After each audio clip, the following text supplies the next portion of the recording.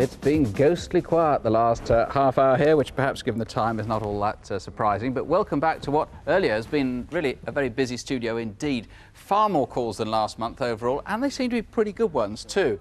And it's not just here that the phones have been busy. We gave a number for Kidscape, a charity giving advice on child protection. They've had almost 1,000 calls so far. Sue. Well, we'll start now with Incident Desk. Jackie, our first case was a murder at the August Bank Holiday Carnival in Leeds. In fact, it was extraordinary because there were two separate shootings within minutes of each other and within yards of each other. It was the second shooting that we were interested in. Any news? That's right, yes, a very good response. I'd like particularly to appeal to one caller who rang with information about a man who drinks in the pub in Manchester. Please call back, the officers would like to speak to you again. And we still need more information regarding the identity of the suspect. If you recognise him, please call us again. We do need to catch him as soon as possible. Right, that's what he looked like. Our second case was the hijack of a delivery van near Hexham in Northumbria. This on the 27th of September. Two people have cited men similar to the robbers. We've had a number of calls giving names for the suspects. We do need to find somebody who witnessed that robbery. We've had some calls regarding the sighting of the vehicles.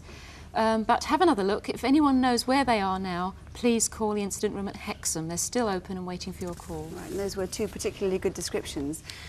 Finally, the appalling hit-and-run case in accident in Watford in which a 17-year-old boy was killed. Yes. Although it's quality rather than quantity, the police are very pleased with the response so far. Firstly, if I could remind viewers that the escort has in fact been recovered, so please keep the calls coming in if you witnessed the accident or know the driver of the car. We had some very good calls already, giving possible names, but please keep the calls coming in and keep our fingers crossed that we'll catch this man. Right, it was 5th of April, incidentally, if you'd like to cast your mind back. Jackie, thanks for the moment. Well, now the hunt for the couple in Dorset, Hampshire, who've made several attempts to abduct children from the street, and in one case, from the child's own garden. Let her go! Let go! Mommy! Mommy!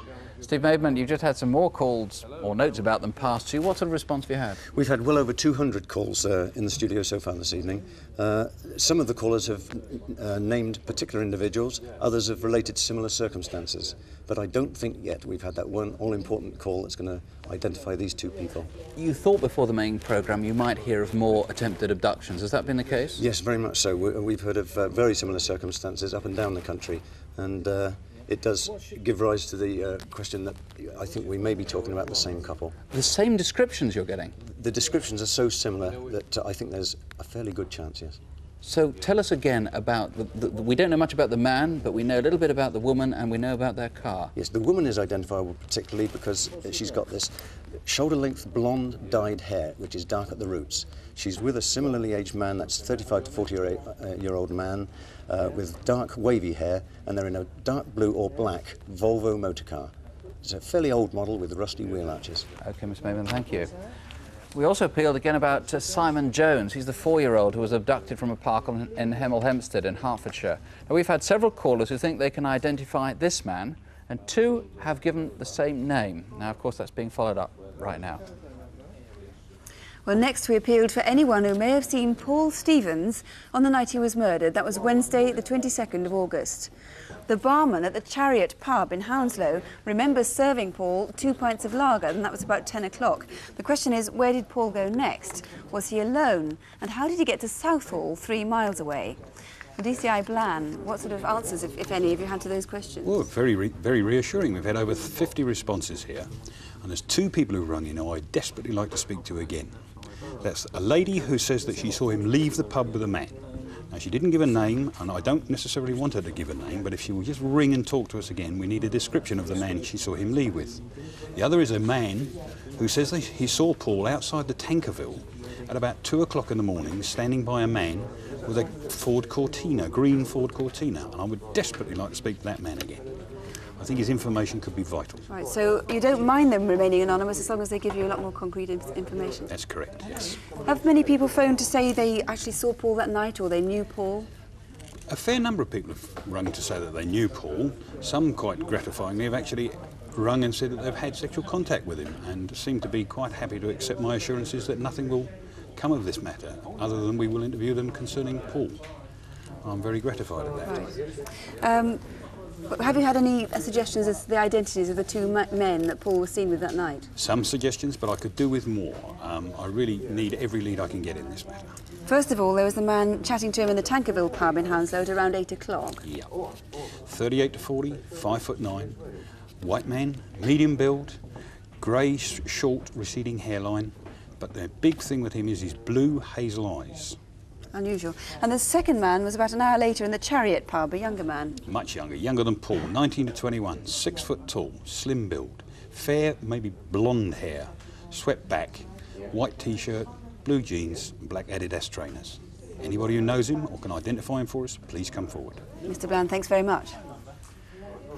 Now to further call. Let's see what progress has been so far. David, let's start with the South London stabbing. There were two young lads who were sought in connection with that. They might have some information. What news? Yes, Nick. Daniel Cliff and Derek Randall. Well, we've had a couple of addresses suggested for Daniel Cliff now, and also some possible sightings in Woolwich. We've also had some background information on him and his friend Derek Randall that will be helpful. But also in relation to Derek Randall, a confidential caller who we'll still be talking to. Now, what about Doreen Perry? She was sought for questioning after some cheques disappeared from an old person. Yes, we've had a number of possible sightings, mostly in southeast England. Carshalton, Reading had been mentioned, a couple in Kent, including one today possibly in Herne Bay. So that's being followed up. What we want to know, of course, is where is she now? If you know, please call us. We've had a lot of calls, I know, from people who have sent for soap powder or nappies via newspaper ads and got terribly upset. There was a man who was running a business who the police wanted to talk to. What news of him?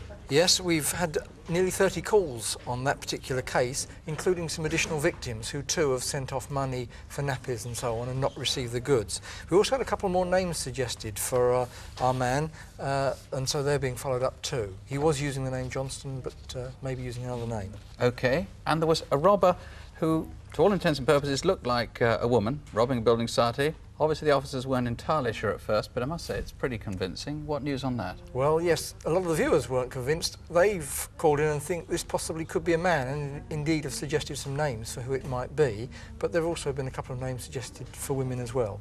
So we're hopeful there. Good. David, thank you very much.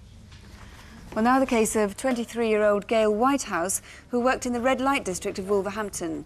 She usually stood on the corner of Steelhouse Lane. Shortly after 10 o'clock, somebody who looked like Gail was seen apparently trying to get into a lorry. 3 days later, her body was found 100 yards away in some undergrowth. She'd been strangled. Now, any news on this at all, Sid Law? Well, we've had many interesting calls in respect of the lorry, but the lorry driver himself has not yet come forward. Now, I do once more appeal to him to come forward with any information he may have. It may be that it wasn't Gail that actually climbed into that lorry, or even it may not have been a girl that climbed in at all. She may not have got into the lorry. If that was another girl, then I would ask her to come forward as well, so that we can clear this matter up. That was a newish lorry parked on Jenner Street near the corner of Steelhouse Lane. Indeed, you want any lorry drivers to come forward who might have been parked in that area on the 3rd of September? That's right, yes. What about the watch, which we showed a picture of a watch that was missing from Gail's wrist? Yes. That watch, we feel we've had a very, very good lead in respect of that, and that's being followed up at this moment. We've had a number of calls in respect of it, and may I remind viewers, it's a Seconda watch with a black face and Roman numerals with a lunar landscape at the back. A very distinctive moon and stars on the back of it, so that could be vital. Thank you very much. Thank you. Well, now, Aladdin's Cave, property recovered from the West Country in the south of England, but of course it could have come from anywhere in Britain. Here's Eric Knowles. Now, I know, Eric, one of the clocks has been identified because a woman rang up and was able to give the initials on the back. Absolutely right. Wonderful. But people the length and breadth of the country, from Liverpool to Southampton, appear to be having Chinese rugs pulled from underneath their feet. The number of calls about the Chinese rug, quite phenomenal. What about the Crown Derby? Well, a lot of calls about the Crown Derby, but I should point out that this is one complete hall. So a lot of these pieces are modern, and I think the most important piece to look at again is this 1880s little sugar box and cover. Right, but if anybody recognises that, they must have lost all the others as well. Exactly. It's no good just looking at it piecemeal. Now, what about the whopping solitaire? Well, diamonds are a girl's best friend, we know, and there are a lot of girls out there missing their dear old friend. But no one's positively identified it yet. It's going to be tricky. How much is it worth, as a matter of interest? Well, if I dare paraphrase Cilla Black, it's worth a lot of money, Chuck. Not yours, is it, Sue? No, I've left mine at home. Anyway, that's it for this month. If there's any way you can add any more information on these or any other crimes, the direct numbers for the police in each individual case will be coming up on your screen in a moment. We'll be back in a month from now. Till then, of course, don't have nightmares. Do sleep well. Good night. Good night.